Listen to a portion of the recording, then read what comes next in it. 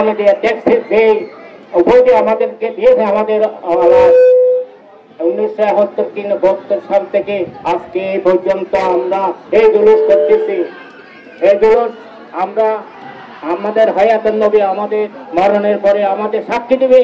আজকে এই রোদের মধ্যে আমরা সবাই ছোট বড় ছেলে মেয়ে সবাই নিয়ে যেই জুলুস করছি, আজকে এক সপ্তাহ পর্যন্ত আমাদের যেই মাস পর্যন্ত যেই এই জুলুসের জন্য খেদমত করতেছে, যারা এই খেদমতে লিপ্ত আছে এবং টাকা পয়সা দিয়ে যে করছে, আপনাদের কাছে আমি এই কৃতজ্ঞ।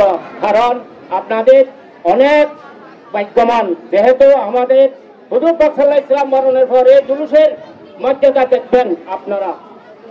কোন উন্নয়ন নাই, এমন কোন টানা নাই, এমন কোন হওয়ার নাই, এমন কোন জায়গা রাজ্যে আজকে স্বাগত হয়েছে আগামী 9 তারিখ আর 12 তারিখ রবির জন্য স্বাগত জুলুসের জন্য।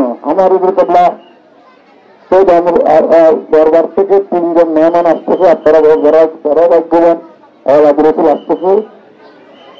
সাবেক চৌধুরীর নেতৃত্বে আমরা জুলুস করবো ঢাকা চট্টগ্রামে, সেটা মাথায় রেখে সবাই প্রস্তুতি রাখবেন। নবী সাল্লাল্লাহু আলাইহি সাল্লামের ওয়ালির মধ্যে যারা যারা এসেছেন, আমি গৌসিয়া কমিটি বাংলাদেশ ফতেপুর ইউনিয়ন শাখার পক্ষ থেকে আপনাদের ধন্যবাদ মোবারকবাদ জানাচ্ছি। পাশাপাশি দারুল মুস্তাফা দাখিল মাদ্রাসার পক্ষ থেকে আপনাদের ধন্যবাদ মোবারকবাদ, আপনাদের কৃতজ্ঞতা প্রকাশ করছি। প্রতি বছর এই দেশটি ঘুরেছে ঈদে মিলাদুন নবী সাল্লাল্লাহু আলাইহি সাল্লামের মধ্যে আপনাদের অংশগ্রহণকে স্বাগত জানিয়ে আমার বক্তব্য এখানে শেষ করছি।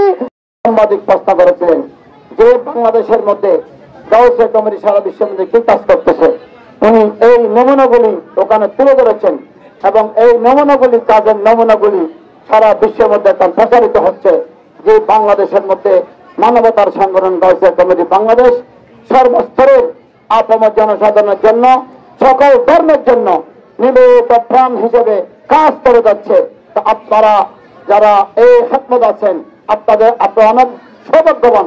সুতরাং এই গাউসিয়া কমিটির পতাকা তলে এসে আপনারা সর্বজাতির সর্বস্তরে যে খেদমত দিচ্ছেন, এই খেদমতটি সারা বিশ্বের জন্য প্রশংসনীয় এবং আমার রসুল কবুল করেছেন। আমিন। তো ঢাকা জুলুসে সবাই অংশগ্রহণ করবেন।